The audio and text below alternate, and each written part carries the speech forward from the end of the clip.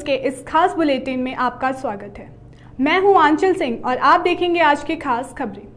तो आइए जानते हैं उन खास खबरों को जिनका सीधा सरोकार आपसे है। डिजिटल और आधुनिक बैंकिंग के युग में आज ग्रामीण बैंकों की हालत क्या है? ग्रामीण बैंकों और उनके कर्मचारियों के अलावा उनके ग्राहकों की स्थिति कैसी है और इसका क्या समाधान होना चाहिए? कुछ ऐसे ही ज्वलंत मुद्दों पर सार्थक वार्ता हुई bank of Baroda staff association और अधिकारी एसोसिएशन के गोरखपुर में आयोजित संयुक्त सम्मेलन में। जी हां, खबर गोरखपुर जनपद से आ रही है, जहां एसोसिएशन के शानदार सम्मेलन में कई वरिष्ठ पदाधिकारी भी जुटे। संयुक्त सम्मेलन का उद्घाटन करते हुए ज्वाइंट फोरम ऑफ ग्रामीण बैंक यूनियंस के राष्ट्रीय संयोजक DN द्विवेदी ने अपनी बात रखते हुए कहा कि ग्रामीण अर्थव्यवस्था को एक मजबूत अर्थतंत्र की जरूरत है जो ग्रामीण जनता के साख की जरूरत को पूरा कर सके। ग्रामीण बैंक अपने 22,000 शाखाओं के साथ देश के 702 जिलों की ग्रामीण अंचलों में कार्यरत है, परंतु संस्थागत त्रुटियों के कारण ग्रामीण बैंक जनता की जरूरतों के साख के हिसाब से बैंकिंग की नई तकनीक को पूरा नहीं कर पा रहा है।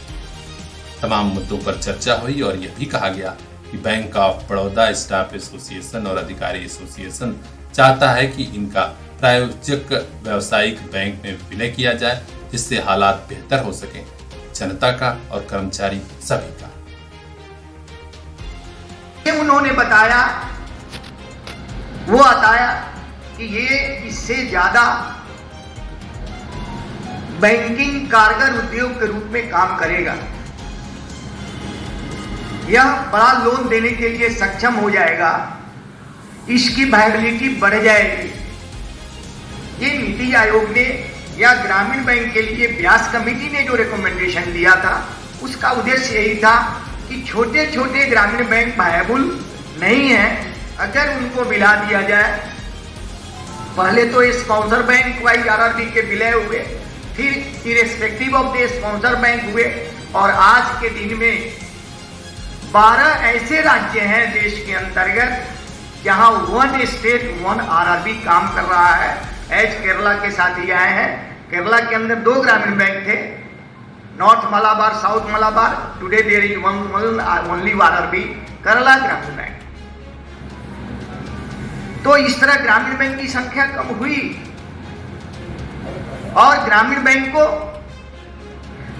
Right from the establishment of the ग्रामीण bank more than a dozen ग्रामीण बैंक की वायबिलिटी के लिए कमेटी कंस्टिट्यूट हुए, वर्किंग ग्रुप के नाम पर या दूसरे ग्रुप के नाम पर RRB के वायबिलिटी के लिए स्टैब्लिश किए गए। सम्मेलन में बतौर मुख्य अतिथि पहुंचे बड़ौदा यूपी बैंक के चेयरमैन देविंदर पाल ग्रोवर ने कहा कि ग्रामीण बैंक देश की ग्रामीण जनता के बीच आम आदमी के बैंक की छवि प्राप्त कर ली है और अपने कुल 3,62,000 करोड़ ऋण का 90% प्राथमिकता वाले क्षेत्र में ऋण देकर राष्ट्रीय कीर्तिमान भी स्थापित किया है। मंच पे असीम अन्य गण्यमान्य व्यक्ति और हमारे महाप्रबंधक को पूरे देश से संगठन से आए हुए साथियों, सर्वप्रथम तो मैं एसोसिएशन का तहे दिल से आभार व्यक्त करता हूं कि उन्होंने इस मंच पे मुझे बुलाया और बोलने का मौका दिया।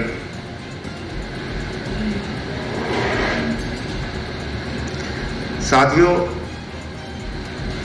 जैसा कि त्रिवेदी जी ने बताया, बैंकिंग इंडस्ट्री में बहुत चेंजेस आ रहे हैं। जब से 1991 में रिफॉर्म स्टार्ट हुए, जब प्राइवेट सेक्टर का बैंकिंग में आगमन हुआ, उसके बाद स्मॉल फाइनेंस बैंक भी आगमन हुए।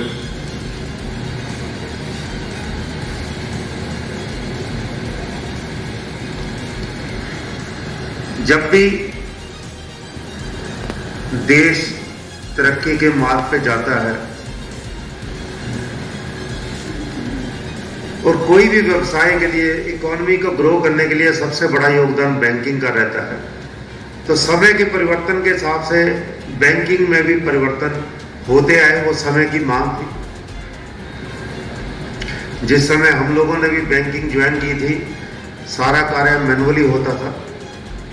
जैसे जैसे टेक्नोलॉजी आई, पहले लैंड सिस्टम हुआ, दूसरा टेक्नोलॉजी, फिर अल्टीमेटली सीबीएस हुआ।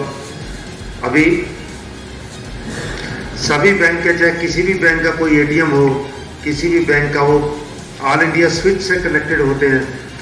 तो ये टेक्नोलॉजी की देन है।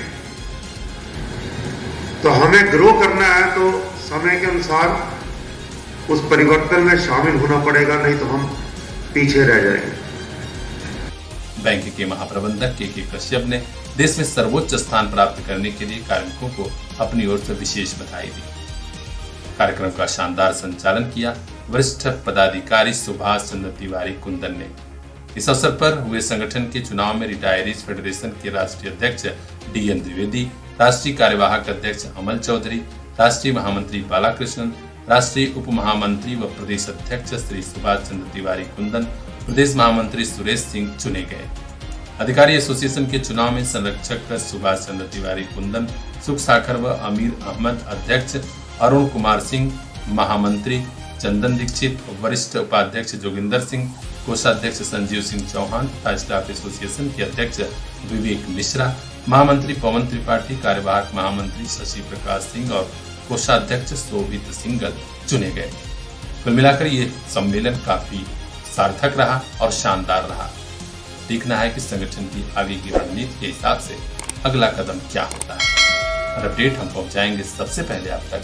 देखते रहिए पीआर इंडिया। हर हाथ में मोबाइल हो, अपनी अलग स्टाइल हो। Shri Balaji telecom, civil line चौराहा, आजमगढ़। दशहरा और दिवाली ऑफर का लाभ उठाइए। अपनी पसंद वाला मोबाइल आज ही ले जाइए। अभी कांटेक्ट कीजिए 8400776054। पता याद रखिए, वही आपके सपनों वाली मोबाइल का खास showroom Shri Balaji telecom, civil line चौराहा, आजमगढ़।